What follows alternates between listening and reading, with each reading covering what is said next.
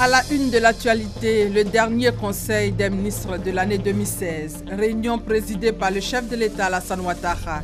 Plusieurs dossiers sur la table du conseil pour la bonne marche de la nation en cette fin d'année. Bonne nouvelle pour les jeunes en quête d'emploi. La Banque mondiale décaisse 25 milliards de francs CFA. C'est dans le cadre du projet Emploi Jeunes et de développement des compétences. Ce sont 31 000 jeunes qui vont bénéficier de cette phase additionnelle. Aux États-Unis, les enfants de l'immigration inquiets. Sous Obama, ces enfants devraient bénéficier d'un statut légal, mais aujourd'hui, ils ont des craintes avec l'arrivée de Donald Trump.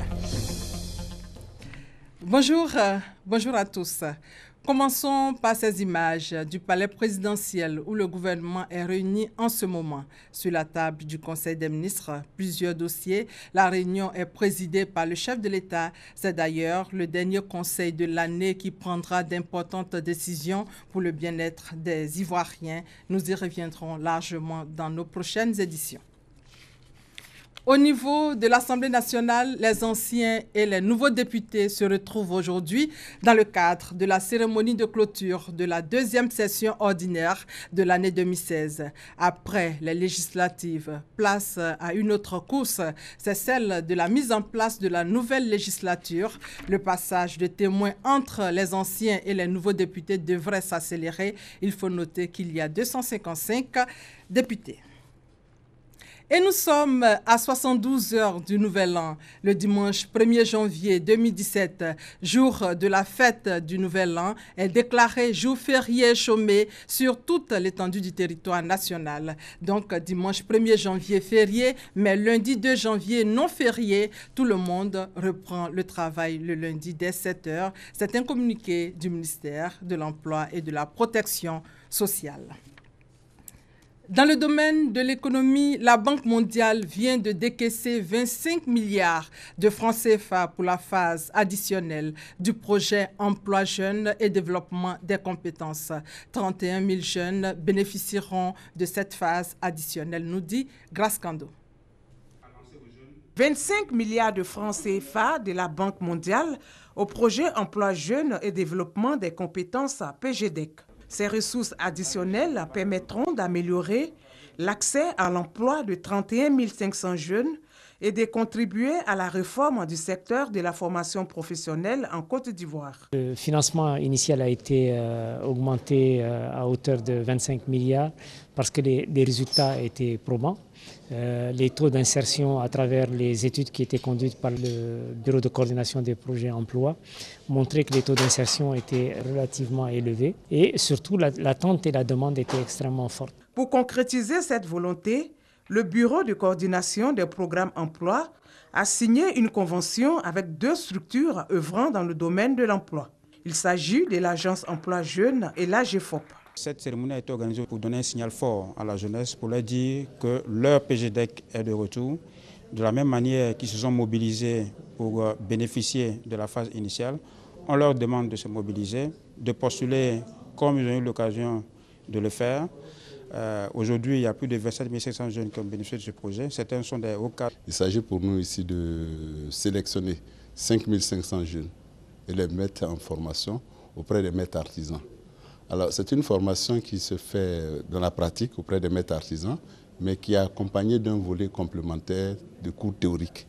Donc, ce sont ces 2 aspects qui constituent cette formation. Dans les prochains jours, une vingtaine de conventions seront signées avec les conseils régionaux et municipaux.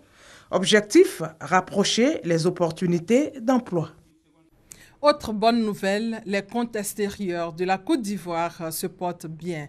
La journée annuelle de diffusion des statistiques a eu lieu hier au siège national de la BCEAO. Il en ressort que les échanges entre la Côte d'Ivoire et le reste du monde lui ont valu un excédent de 248,5 milliards de francs CFA. Le point avec Adama Koné. Quelle est la santé économique et financière de la Côte d'Ivoire sur le plan international? La réponse à cette question se trouve dans l'appréciation d'un indicateur, la balance des paiements. La balance des paiements occupe une place de choix dans l'analyse économique et constitue un instrument indispensable à l'appréciation de la compétitivité de notre économie. Sa présentation permet ainsi aux autorités monétaires de recenser les besoins spécifiques des différents utilisateurs et acteurs de l'économie afin de prendre en charge leurs préoccupations au moment de l'élaboration et de la diffusion des comptes extérieurs, mais aussi et surtout dans la formulation des politiques économiques et sociales du pays. En 2015, la Côte d'Ivoire a encaissé plus d'argent qu'elle n'en a dépensé dans ses relations avec ses partenaires économiques et commerciaux. Ainsi, le solde de la balance des paiements s'est établi à 248,5 milliards de francs CFA. Sur le solde des positifs, il reste qu'il est en recul de 9,24% par rapport à 2014. Une baisse liée à la morosité de l'économie mondiale, influencée par le ralentissement de la demande chinoise. Mais au-delà, l'économie ivoirienne enregistre une embellie. De 8,5% en 2014, la croissance économique s'est stabilisée à 9,2% en 2015. Une performance reconnue par les gendarmes de l'économie mondiale. À la veille de la nouvelle année 2017, l'événement économique majeur pour notre pays est la conclusion, le 12 décembre dernier, du nouveau programme économique et financier avec le Fonds monétaire international. Ce programme, soutenu par une facilité élargie de crédit, couplé avec un mécanisme élargi de crédit sur la période 2016-2019, vise à soutenir le gouvernement ivoirien dans la mise en œuvre de son plan national de développement 2016-2020. La balance des paiements comprend le compte courant traçant les mouvements de biens et services, le compte capital enregistrant les dons, remises de dettes et le compte financier, consolidant les flux d'investissement directs et les prises de participation, entre autres. Autre actualité, la ministre de l'Éducation nationale vient de remettre des motos aux différentes directions régionales de l'Éducation nationale d'Abidjan et aux coordonnateurs régionaux de la direction des stratégies, de la planification et des statistiques. Il s'agit de rendre plus opérationnels les agents dans l'accomplissement des missions qui leur ont été assignées. Emma Niamien. 41 motos remises aux différentes directions régionales de l'Éducation nationale d'Abidjan et aux coordonnateurs régionaux de la direction des stratégies de la planification et des statistiques. C'est un geste du ministre de l'Éducation nationale. À travers cette initiative, Kandia Camara veut rendre ses collaborateurs plus efficaces dans l'exercice de leur mission. J'attends beaucoup de mes collaborateurs parce que là-haut aussi, on attend beaucoup de moi, beaucoup du ministère de l'Éducation nationale. Et donc, je me dis que quand on est exigeant, il faut permettre à ses collaborateurs de travailler dans de meilleures conditions. Et c'est ce que nous essayons de faire chaque fois que nous en avons la possibilité. Le directeur des stratégies de la planification et des statistiques souligne que ce don arrive à point nommé. Il va permettre de renforcer l'existant et aussi d'équiper les directions qui n'en disposaient pas. Quant aux bénéficiaires des motos, ils promettent d'en faire bon usage. Pour la campagne statistique, qui nous demande vraiment beaucoup d'énergie parce qu'il faut parcourir toute la région. Et par exemple, à Daoukro, il y a plus de 4 à 5 départements. Donc avec la moto, on parcourir tous ces départements pour prendre les informations concernant les statistiques dans les écoles, dans les lycées, dans les collèges, afin de pouvoir faire un bilan général et puis donner maintenant ça au ministère de l'Éducation nationale. Outre cette initiative, selon la ministre Kandia Camara, d'autres actions seront encore entreprises pour rendre plus performantes les différentes directions du ministère de l'Éducation nationale.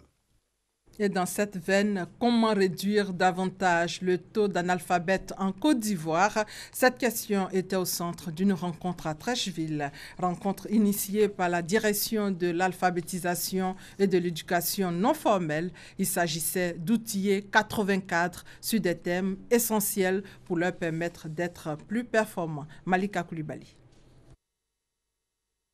La Côte d'Ivoire, 22 millions d'habitants selon le recensement de 2014. Au sein de cette population, plus de 12 millions d'analphabètes. Un chiffre qui constitue une entrave pour ce pays qui veut figurer d'ici peu au nombre des pays émergents.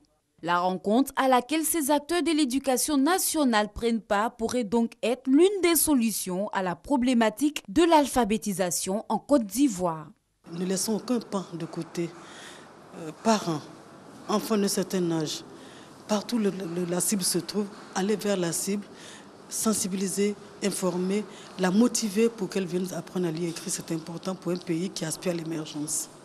Collecte de données, techniques d'animation des cours, engagement et ouverture d'esprit. Bref, presque tous les outils ont été donnés à ces 80 formateurs. Outils qui leur permettront de relever le défi de la réduction du taux d'analphabétisme. Nous allons répercuter cette formation auprès de nos amis sur le terrain, former les animateurs, ce qui va permettre de bonnes séances de formation des apprenants sur le terrain. Rappelons que la présente formation est une initiative de la direction de l'alphabétisation et de l'éducation non formelle. Les 80 participants sont des cadres de la direction en question et des responsables des structures déconcentrées d'alphabétisation venus de toute la Côte d'Ivoire. Double cérémonie au ministère de l'Industrie et des Mines. Les lauréats du prix d'excellence et du prix ivoirien de la qualité 2016 ont été récompensés. Davis Oyo et Franck Wadio. Ils sont au nombre de 7, les lauréats récompensés par le ministre Jean-Claude Brou, ministre de l'Industrie et des Mines. Il s'agit de 4 entreprises classées respectivement 2e et 3e prix d'excellence dans le domaine de l'industrie et des mines. Une double cérémonie de distinction. 3 autres entreprises ont été récompensées dans le cadre de la 12e édition du prix ivoirien de la qualité. Les bénéficiaires sont heureux de recevoir ces distinctions. Ils expriment leur gratitude au gouvernement. C'est tout un mérite qui est reconnu. Et j'ai envie de dire que c'est un honneur parce qu'on est une PME qui a à peine 5 années d'existence. Et quand nous nous classons derrière de grandes entreprises, au milieu de grandes entreprises, c'est déjà un sentiment de fierté. Ce prix va encore nous motiver, nous encourager à poursuivre la voie que nous avons empruntée. La culture de l'excellence et de la qualité, une pratique recommandée aux entreprises de Côte d'Ivoire par le ministre de l'Industrie et des Mines. Faire en sorte qu'on puisse voir, apprécier et féliciter des personnes qui se sont distinguées par le travail. Rien n'est facile, mais on peut y arriver à force d'efforts continus, d'efforts inlassables. Le prix de l'excellence a été institué depuis 2013 sur instruction du président de la République Alassane Ouattara pour une Côte d'Ivoire émergente. Rappelons que le premier prix pour l'industrie et les mines a été remis par le chef de l'État le 6 août dernier. En santé, 13 000 enfants déparasités dans la région du Poro. Ce sont des enfants de plusieurs villages de la région du Poro qui sont donc soulagés actuellement grâce à l'ONG Plus de Vie qui a sillonné une vingtaine de villages pour contribuer à leur prise en charge médicale, nous dit Kwasi Mamadou. Chacun de ces enfants de Kafio KA2 dans le département de Korogo reçoit un comprimé déparasitant à avaler sur place. Une action pour l'ONG Plus de Vie pour débarrasser de ces 5000 enfants des vers. Des parasites qui mettent à mal leur évolution mais aussi empêchent leur scolarisation. Car ces enfants manquent souvent les cours du fait des maux de ventre récurrents. Pour cette opération, ce sont plus de 10 000 enfants et adultes de 18 villages de la région de Poro qui ont été déparasités. Les responsables de l'ONG Plus de Vie et la mutuelle de développement de Kafio KA2 veulent contribuer ainsi à la prise en charge médicale des enfants, mais aussi des adultes. La région de Poro n'est pas la seule région visitée par la caravane de l'ONG Plus de Vie. Le président de cette structure, Soro Kolotoloma, et son équipe ont sillonné également la région de Moronou. Ici, ce sont des femmes de coopératives qui ont été sensibilisées sur l'importance pour une personne d'être déparasitée. Séance tenante, 300 personnes de la ville de Bongwanou ont reçu la dose de déparasitant. C'est la ville de Divo qui a clos cette caravane de déparasitage de l'ONG Plus de Vie, dans le Lodji Bois. 2000 personnes ont reçu chacune un comprimé pour éliminer de leur corps tous les vers parasites. Après cette tournée, une autre caravane est prévue et va sillonner 5 régions de la Côte d'Ivoire avec pour objectif principal le déparasitage de 50 000 personnes. Et ici à Abidjan, l'international footballeur ivoirien Séré Dié a initié récemment dans plusieurs établissements d'enseignement supérieur des collectes de poches de sang. Son initiative est soutenue par le Centre national de transfusion sanguine pour sauver des vies. C'est à Soro. Au-delà de ses prestations spectaculaires sur les stades du monde, l'international ivoirien Séré Dié fait encore parler son cœur. Il vient d'initier dans plusieurs établissements d'enseignement supérieur de Côte d'Ivoire des collectes de sang. L'initiative vise à recueillir un plus grand nombre de poches de sang et encourager les étudiants et les personnes encore réticentes à toujours faire don de ce liquide précieux pour sauver des vies. Le sang, il ne se fabrique pas au laboratoire. C'est l'homme qui produit. Et donc, il fallait inciter les gens à se constituer donneurs de sang. Et donc, au niveau des moyens qu'il a fournis, il fallait récompenser ceux qui allaient bien vouloir donner le sang. Le besoin en sang étant crié en Côte d'Ivoire, pour le directeur du Centre national de transfusion sanguine, l'initiative permettra de soulager les structures sanitaires qui sont dans le besoin. C'est vrai que les structures de santé font des efforts pour gérer au mieux les stocks qu'on leur donne, mais la réalité est que nous avons besoin de la participation de toute la population afin d'atteindre notre objectif, c'est-à-dire au moins 230 000 poches de sang par an. L'international Sérédier, n'étant pas à son premier geste de portée sociale, entend les mois à venir soutenir de façon symbolique des initiatives du genre. Aujourd'hui, ce sont plus de 120 000 donneurs bénévoles que compte la Côte d'Ivoire. Lancement officiel du projet de prévention des IST, VIH, SIDA et de promotion des stratégies de planning familial à l'endroit des conducteurs de mototaxis et des jeunes filles vulnérables à Boaké. Objectif, intensifier les actions de sensibilisation sur le terrain. Le projet IRE Korossi a été entièrement financé par l'UNFPA à hauteur de près de 20 millions de francs CFA. Reportage Alain Essois. Commentaire, Charles Tatou. Une ONG d'utilité publique depuis 2012. Le Centre SAS œuvre pour la lutte contre le VIH-Sida en Côte d'Ivoire, à travers le soutien psychologique et social aux malades et l'éducation sexuelle au profit des personnes vulnérables des régions de Gbeke, du Hambol et du Poro. La structure, avec l'appui de l'UNFPA, a initié un projet de conscientisation de la jeunesse. Yere Korossi, en langue malinké, fait attention au sida et aux grossesses non désirées. Un appel à la vigilance destiné surtout à la jeunesse de la commune de Bouaké. 25 conducteurs de mototaxi et 25 jeunes filles de 15 à 24 ans exerçant de petits métiers formés au cours de l'année 2016. Ils constituent désormais les pères éducateurs de ce projet. Pour les initiateurs du projet, cette approche éducative vise à sensibiliser cette frange de la population de plus en plus exposée. Nous nous sommes rendus compte que cette cible filtre un peu à travers l'information. Et c'est à partir de ce constat que nous avons dit qu'il fallait faire quelque chose et nous avons monté ce projet. La vision de l'UNFPA, c'est de réaliser un monde où chaque grossesse est désirée, chaque accouchement est sécurisé et où chaque jeune accompli réalise son potentiel.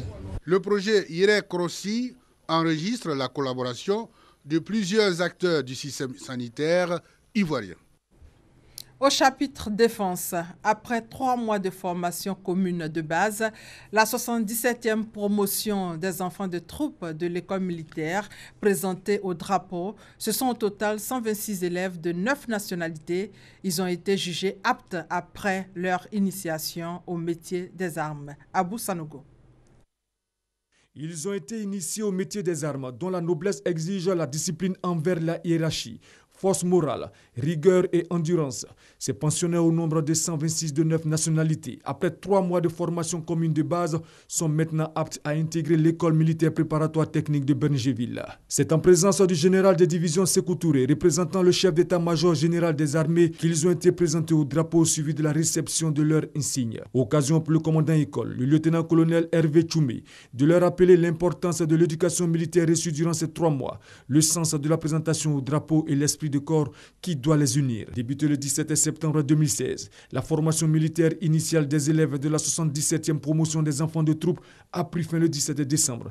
Cette promotion compte 126 élèves de 9 nationalités, dont 111 ivoiriens. Carrousel à pied exécuté par les élèves de la 6e compagnie, démonstration d'arts martiaux, présentation de la 6e compagnie au drapeau, défilé des troupes à pied ont également marqué la cérémonie. Et puis à la base navale d'Abidjan, l'état-major de la Marine nationale a célébré et récompensé 82 militaires marins admis à faire valoir leur droit à la retraite. Hamza Diaby. Ce mardi, 20 officiers, dont 2 contre-amiraux et une soixantaine d'officiers mariniers font ainsi leurs adieux à l'état-major de la Marine nationale. L'état-major qui, à travers cette cérémonie de farewell, exprime sa fierté et sa reconnaissance à l'endroit de ces marins militaires qui vont à la retraite après plusieurs années de loyaux services rendus à l'État de Côte d'Ivoire. Je me tourne vers les élus du jour et leur dis combien nous sommes fiers de pouvoir saluer le travail qu'ils ont accompli pendant plus de 30 ans au service de la Côte d'Ivoire. Pour cela, l'État de Côte d'Ivoire, reconnaissant leur mérite, les a décorés dans différents ordres. Partir à la retraite, je pense que c'est une grâce de Dieu. Et comme ça a été dit, il y a un moment pour travailler et il y a un moment pour se reposer. Et je pense que le souhait de toute personne, après un travail bien mérité, c'est également profiter d'un repos bien mérité.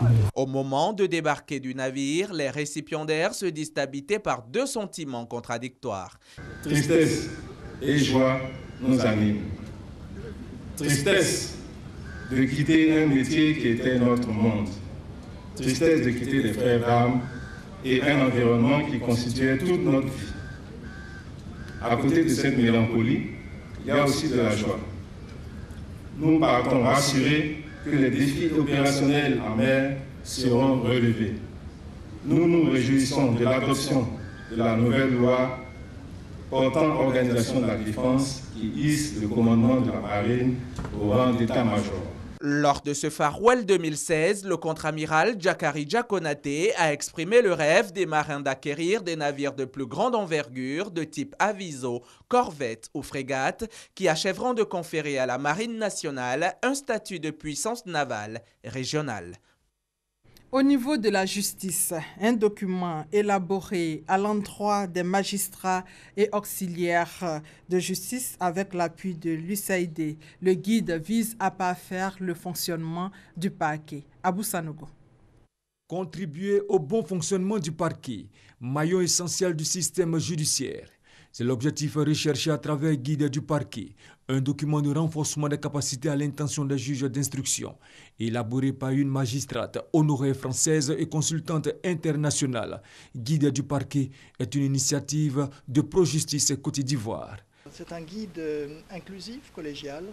Il pourrait par exemple servir de complément aux formations qui sont données par l'Institut national de formation judiciaire, tant pour la formation initiale que pour la formation continue des magistrats. Document de 162 pages, guide du parquet a été distribué aux magistrats ivoiriens afin qu'ils s'en servent comme boussole dans l'exercice de leurs fonctions. Le parquet ne fonctionne pas n'importe comment. Il y a des règles qui sont établies, qui sont élaborées dans le code de procédure pénale. Tous les magistrats du parquet n'ont pas les mêmes lectures des règles. Donc, l'experte qui est une magistrate émérite, qui est magistrate honoraire, a donc réfléchi, a lu le code de procédure pénale et a traduit certaines règles en règles de procédure qui sont instaurées dans ce guide de pratique à l'usage des magistrats du parquet. La cérémonie a aussi servi de prétexte aux magistrats ivoiriens pour dresser les difficultés auxquelles ils sont confrontés. Absence de structures d'accueil pour mineurs, manque de moyens de locomotion, personnel insuffisant. Tout ceci dans l'espoir d'assurer une justice de qualité aux populations ivoiriennes.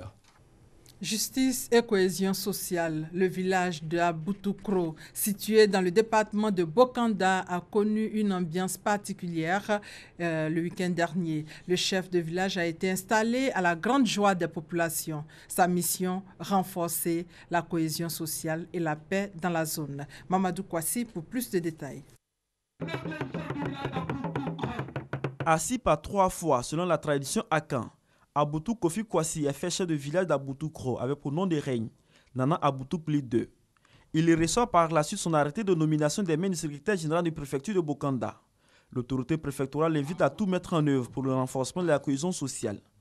Aux populations du village d'Aboutoukro, Tano Ado demande de soutenir les initiatives du nouveau chef afin de contribuer au développement de leur village, situé dans le département de Bokanda.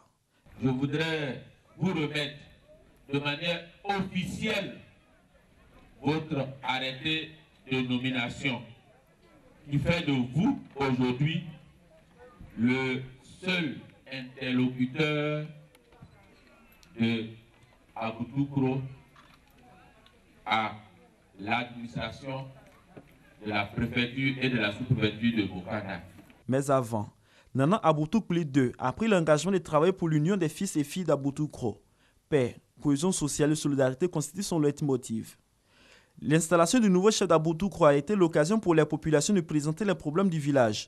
Problèmes portant entre autres sur le manque d'écoles primaires et d'électricité, insuffisant d'un point d'eau potable pour les 7000 habitants du village et le mauvais état de la route. Des problèmes auxquels le nouveau chef veut s'attaquer maintenant avec le soutien de sa population. Il faut rappeler que ce village est situé dans la sous-préfecture de Kouadioblé-Kro, dans le département de Bokanda. Et l'activité principale des populations est l'agriculture, avec le café, le cacao, l'anacarde et le manioc.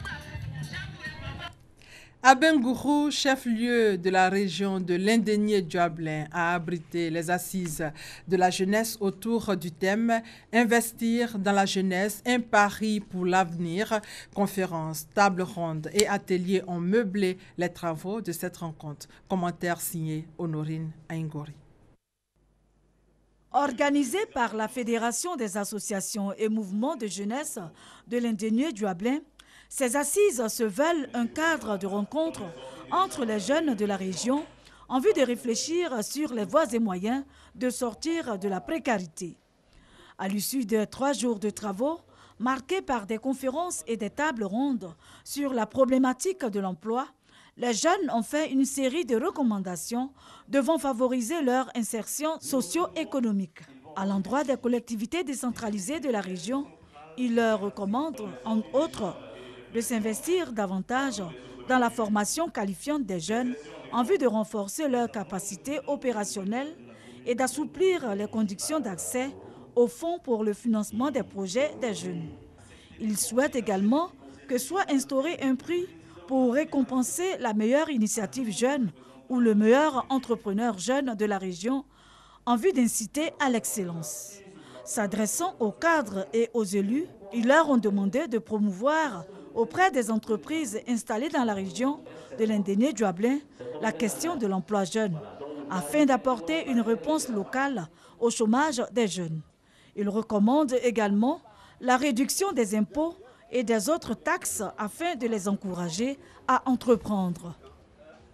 Hors de nos frontières, la seconde boîte noire de l'avion qui s'est écrasé dimanche en mer Noire a été retrouvée. Elle devrait lever les doutes sur les conditions de l'accident qui a coûté la vie à 92 personnes et provoqué une vive émotion en Russie. Aux États-Unis, les enfants de l'immigration inquiets. Sous Obama, ces enfants n'ont pas été expulsés grâce à un projet de loi qui devrait leur accorder un statut légal. Mais aujourd'hui, ils ont des craintes avec l'arrivée de Donald Trump qui, pendant la campagne, menaçait souvent d'expulser les immigrés. Regardez. Juana et Inès sont étudiantes à l'université Ostas de New York. Longtemps, les 2 sœurs ont dû cacher leur passé. Je suis venue du Mexique ici quand j'avais 3 ans, avec ma sœur et ma mère. Nous n'avons pas vu ma mère pendant des jours lorsqu'elle a traversé le désert avec ma tante. Nous les avons retrouvées une fois qu'elles ont traversé la frontière. Étant sans papier, je n'ai jamais vraiment raconté mon histoire parce que j'avais peur de la réaction des gens. Les 2 sœurs peuvent désormais parler ouvertement de leur statut d'immigrés depuis que Barack Obama a fait passer le DACA, un décret permettant aux migrants arrivés aux États-Unis étant enfants de ne pas être expulsés. On les surnomme les Dreamers. Mais la perspective d'une présidence Trump ravive les craintes. Pendant la campagne, les propositions du candidat d'expulser des millions de personnes ont provoqué des contestations. Depuis sa victoire, le président élu a insinué dans une interview au Time que les Dreamers ne seraient pas expulsés. Mais la ligne dure du nouveau gouvernement sur l'immigration inquiète Juana et Inès. Le DACA nous a permis de nous sentir plus sûrs. Grâce au DACA, nous avons pu postuler à des emplois. Le gouvernement a toutes les informations nous concernant. Ils savent tout depuis notre arrivée à aujourd'hui et nous avons le sentiment qu'ils peuvent se servir de ces informations contre nous. Ils peuvent trouver nos parents facilement, séparer nos familles, car nous avons des frères et des sœurs nés ici. César Vargas a également bénéficié du DACA. Après des études de droit pour devenir avocat, il a dû se battre pendant 4 ans devant les tribunaux pour pouvoir pratiquer son métier étant sans papier. Aujourd'hui, César offre bénévolement ses services de conseil juridique à des migrants.